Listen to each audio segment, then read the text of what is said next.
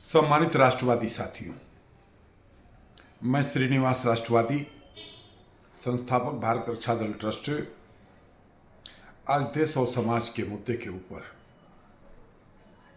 दिल्ली में हुए सत्ता परिवर्तन के अतीत, वर्तमान और भविष्य के संदर्भ में एक चर्चा को लेकर के आप सबके समक्ष प्रस्तुत हुआ। सम्मानित देशवासियों, जब हम दिल्ली की सत्ता के परिवर्तन की बात करते हैं, हुए परिवर्तन पर जब मंथन और चिंतन करते हैं, तो जब तक हम अतीत में गोता नहीं लगाएंगे, इसके लिए हम सबको बहुत पीछे जाना होगा और जाना होगा वर्ष 2011 में।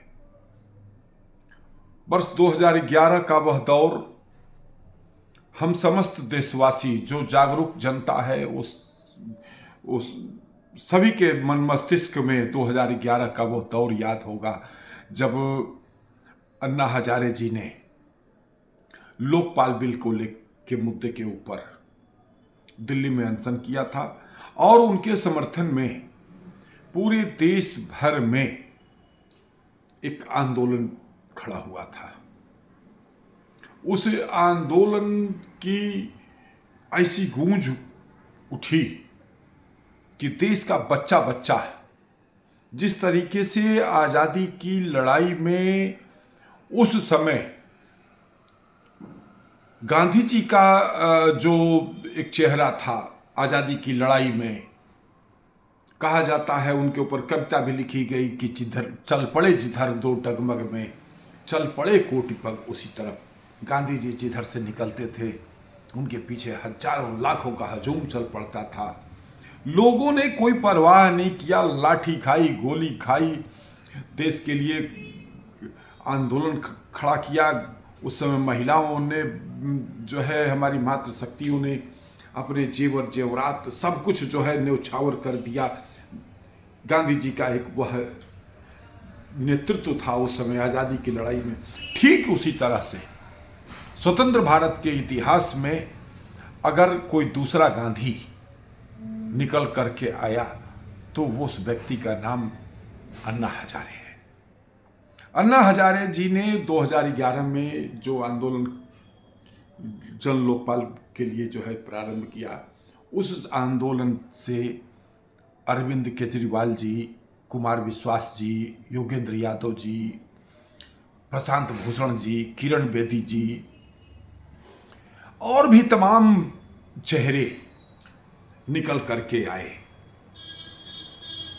उसी समय बाबा रामदेव ने भी जो है, हालांकि बाबा रामदेव जी उस आंदोलन के समर्थक थे जिन्होंने काला धन के मुद्दे के ऊपर भी बड़ी लड़ाई छेड़ी थी। वह दौर था एक प्रकार से भ्रष्टाचार के खिलाफ एक जंग का। भ्रष्टाचार के खिलाफ पूरा देश जागृत हो रहा था और जिस तरीके से 1975 में लोकनायक जयप्रकाश जी ने नारा दिया था कि सिंहासन खाली करो कि जनता आती है, जनता पार्टी का जब गठन हुआ था, एक राजनीतिक परिवर्तन हुआ था, ठीक उसी प्रकार से कांग्रेस के भ्रष्टाचार के वह दौर भी हम फिर से जो है पीछे जाना चाहेंगे कि मनमोहन सिंह जी की सरकार में, मनमोहन सिंह जी स्वयं ईमानदार थे, मैं मान लेता हूँ, लेकिन मनमोहन सिंह जी की सरकार में उनका जो मंत्रिमंडल था वो भ्रष्टाचारियों का जमघट था।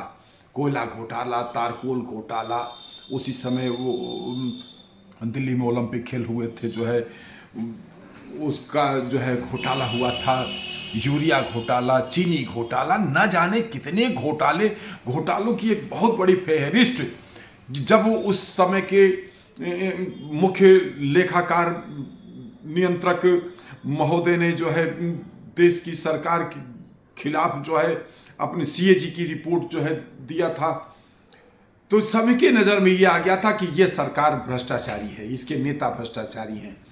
और जन लोकपाल बिल के मुद्दे के बाद जब आंदोलन का दौर थोड़ा सा जो है थमा, तो उस समय के एक तीव्र बुद्धि, जिनको तेज दिमाग वाला बुद्धिमान व्यक्ति कह सकते हैं, श्री अरविंद केजरीवाल जी ने आम आदमी पार्टी बनाई। और आम आदमी पार्टी का जब उन्होंने गठन किया और दिल्ली में 2 चुनाव लड़े, उनकी पार्टी खड़ी हुई, तो उस समय हम लोग खुद भी कहते थे कि नए नए लड़के जिनकी ना कोई बहुत बड़ी आर्थिक स्थिति मजबूत थी, ना कोई कुछ, जो है नए नए लड़के जो है सब के सब जो है विधायक बन गए थे। हम लोगों के भी एक मित्र गोपाल राय जी हैं, इस बार भी वह चुनाव जीत गए हैं। उनके मंत्रिमंडल में, केजरीवाल के मंत्रिमंडल में वह मंत्री भी रहे। वह सब लोग जो है, ये भी लखनऊ यूनिवर्सिटी से जो है छात्र राजनीति से निकल करके जो है दिल्ली गए थे और केजरीवाल जी के साथ जुड़ गए थे। लाखों करोड़ों लोग, जो कुमार विश्वास जी ने कहा कि लाखों लोगों ने जो है अपना बिजनेस, व्यापार है, अपना तमाम काम धाम, नौकरी चाकरी छोड़ करके अरविंद केजरीवाल के साथ जो है खड़े हो गए और दिल्ली में सत्ता परिवर्तन हुआ। अरविंद केजरीवाल उस समय भ्रष्टाचार के खिलाफ एक जंग के पर्याय बन गए। उन्होंने एक देश के समक्ष एक उदाहरण प्रस्तुत किया था कि हम कोई भी सरकारी सुविधा नहीं लेंगे। एक वैगनार गाड़ी लेकर के जो है सामान्य गाड़ी चलते थे, उन्होंने कहा सिक्योरिटी नहीं लेंगे, बंगला नहीं लेंगे, वेतन नहीं लेंगे, वगैरह वगैरह तमाम प्रकार की जो है वादे किए। लोगों को लगा कि आज की भ्रष्टाचार रूपी राजनीति का यह व्यक्ति एक विकल्प है, एक नया परिवर्तन लाने की दिशा में यह व्यक्ति आगे बढ़ रहा है। लोगों की इतनी पसंद अरविंद केजरीवाल बन गए कि 2014 में जब प्रधानमंत्री नरेंद्र मोदी जी बनारस से चुनाव लड़ने गए तो ये व्यक्ति उनको चुनौती देने के लिए बनारस लोकसभा चुनाव लड़ने चला गया और एक ऐसी स्थिति का निर्माण किया कि लगा कि कहीं ऐसा न हो कि अरविंद केजरीवाल न चुनाव जीत जाए। सबकी नजर में एक विकल्प के रूप में, एक राष्ट्र नायक के रूप में इस व्यक्ति की छवि जो है उभरने लगी। लोग इसके साथ जुड़ने लगे। फिर दोबारा जो है 2020 में जो है देश की जनता ने जो है, दिल्ली की जनता ने इनको दोबारा भी जो है चुनाव में जितवाया। लेकिन उसके बाद कहा जाता है, ये आमतौर पे यह बात सत्य भी है कि जब सत्ता के उसमें व्यक्ति वो हो जाता है, चारों तरफ चकाचौंध दिखने लगता है, तो भाई देखिए यह मानना ही पड़ेगा कि आदमी प्रभावित तो हो ही जाता है। और अरविंद केजरीवाल भ्रष्टाचार रूपी राजनीति में प्रभावित हुए। उन्होंने सारी सुख सुविधाएं लिया। उन्होंने जो बंगला जो है बनवाया अपने निवास के लिए, उसमें बड़े भ्रष्टाचार के आरोप लगे। अनेकों लोग, देखिए ये कितनी शर्म की बात थी। अरविंद केजरीवाल जी, जो अरविंद केजरीवाल एक नव राजनीति के रत्न के रूप में जो है उभर रहे थे, देश के लिए एक विकल्प राजनीति के रूप में उभर रहे थे, वही व्यक्ति कुर्सी के पीछे इतना दीवाना हो गया कि जब इस व्यक्ति के ऊपर शराब घोटाले में भ्रष्टाचार का आरोप लगा और जो है जांच एजेंसियां जब इनको नोटिस दे रही थी, इनको बुला रही थी, इनके बयान लेने के लिए बुला रही थी, तब ये व्यक्ति भागने लगा, कोर्ट जाने लगा कि वहाँ से स्टे लेने लगा कि हम बयान देने को तैयार हैं लेकिन हमारी गिरफ्तारी ना हो जाए। इस व्यक्ति की वहीं से पतन की शुरुआत हो गई। इनके उप मुख्यमंत्री सिसोदिया जी जेल में गए।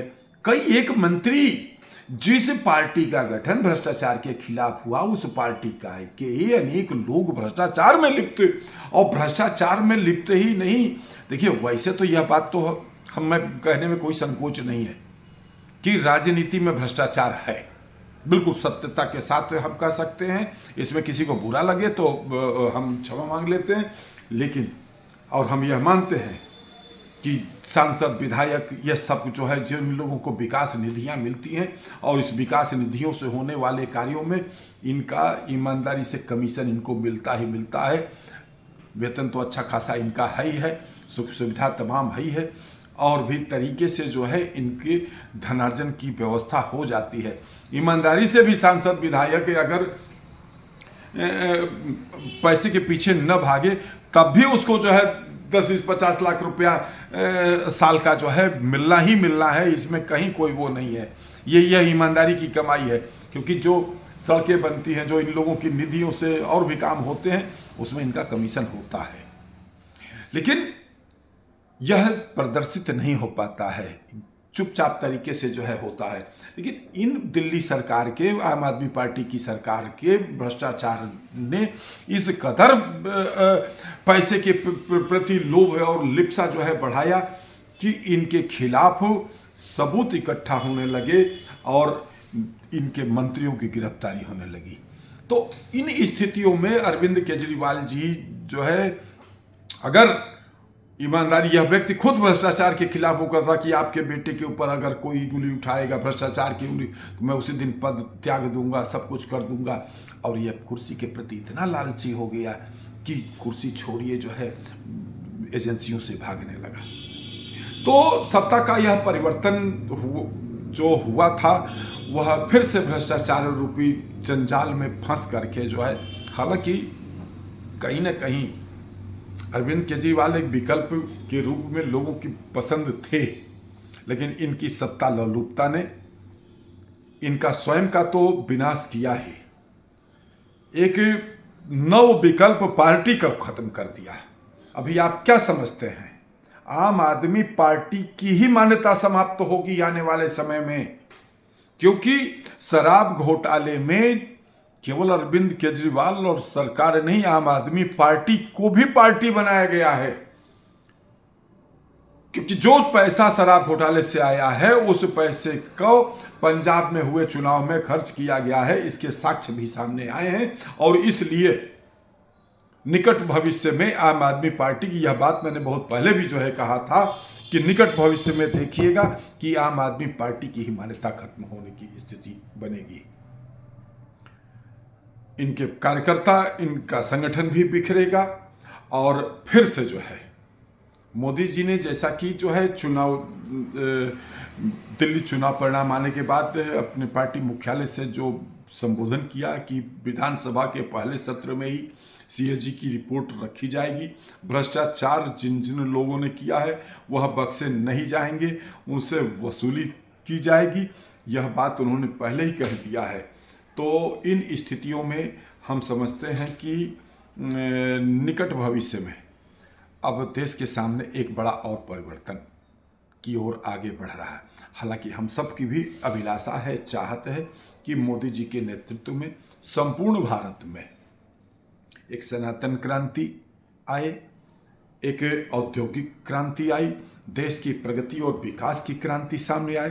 क्योंकि हम सबका एक विकल्प मोदी जी ही हैं और इनके नेतृत्व में एक सशक्त भारत, एक समृद्ध भारत की दिशा में अपना देश आगे बढ़ रहा है। इसकी हम सबको शुभकामना हम ज्ञापित करते हुए और उम्मीद करते हैं कि अब नरेंद्र मोदी जी का रथ बंगाल की ओर भी मुड़ेगा और एक बार संपूर्ण भारत भगवामय होगा। और तब हम सबका जो सपना है भारत हिंदू राष्ट्र का, वह सपना साकार होगा। जय मातृभूमि, जय भारत।